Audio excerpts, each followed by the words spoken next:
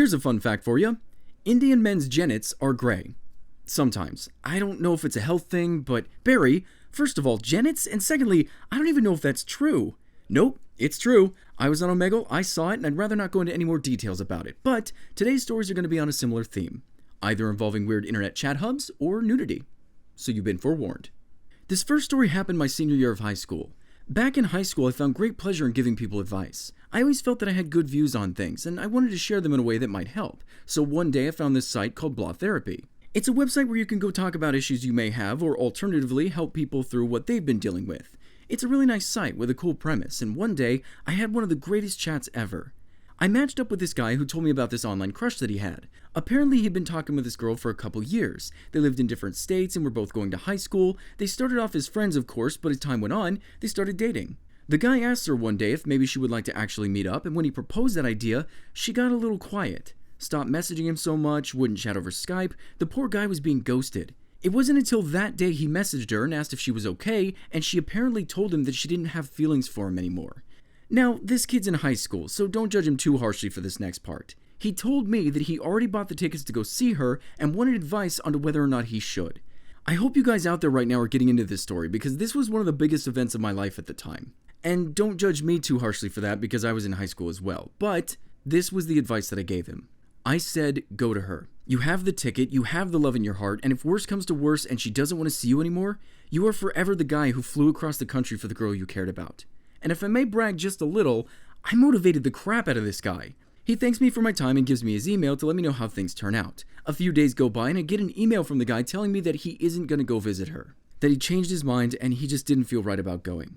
I told him that I still believed he should, but that he knew the situation better than I did, and I said goodbye. Now this whole event slipped my mind. Of course I cared, but I was in high school and I had much bigger things going on, so I kind of just forgot about all of it. Until about a month later, I get another email from the guy. He said that after thinking it over some more, he finally went. He said their relationship was stronger than ever and they were actually going to try as hard as they could to make the distance work. I told him that I was so happy for him and I wished them the best. Now, I know, it sounds like a corny chick flick, but this was the story I used back in high school to swoon so many crushes I had, and God did it work every single time. I don't know if you're out there, man, but if you are and you ever see this video, I really hope that things worked out with you and that girl. It just seems like a really good story, and if it's not theirs, then at least I can be the one to tell it. This next story happened today. Well, not today, but it happened the day that I'm writing the script. So I'm sure all of us have some strange habits. For example, maybe you eat pizza with a fork, only if, and this is important, only if it's been microwaved. Or maybe you eat mac and cheese with ketchup, but only if it's Kraft. Or maybe you're the kind of person who likes peanut butter on their pancakes, waffles, and French toast. Don't ask me why I mentioned those specific things, I just came up with them, that's all. But aside from those strange habits that I definitely don't have, there is one that got me in a bit of trouble today. See, I like being alone in the house. I'm sure many of us do. But when I wake up and I have the house all to myself, I like to take a shower with the door wide open. It just makes things easy and doesn't fog up the bathroom as much. But there I am, washing up, when all the fire alarms in the house start to go off. Now this of course startled me a bit. I quickly turned off the shower and sprinted out into the house butt naked trying to figure out where the fire was coming from. I ran into the garage, into my mother's room, I ran upstairs into my room and my brother's, and wouldn't you know it, no fire anywhere. After a little bit, the fire alarms turned off by themselves and I figured maybe it was some sort of malfunction. So I went back to my shower. Not even 2 minutes go by, I'm washing my hair and the fire alarms go off again. Turns out some fire alarms detect thick vapor as smoke, and then there are other fire alarms that detect heat. When I went for my shower, I forgot to turn on the ventilation system in the bathroom, so all of that heat and moisture set off the alarms. After figuring that out, I thought it was hysterical, but I am a bit curious about something. See, we keep all the windows and blinds open all day, and we have neighbors all around us. Those alarms are pretty loud, and I wouldn't be surprised if people may have heard the noise and looked towards the house only to see a naked man running for his life through every door. I highly doubt it, being that it was a weekday and most everyone around us was probably at work, but you never know. What I do know is I'll be knocking on my neighbors' doors from now on instead of using the doorbell. I'm sure nobody in the neighborhood wants to associate me with any sort of ding-a-ling. This last story happened on Twitch, and I feel like I have some explaining to do. If you watch the Twitch highlights, you may have seen this clip. Ms. Lopez. Totally a woman. She's totally on the wrong app. She might be a trap. I fired her. What? I fired her. I clicked the fire button. Okay. So...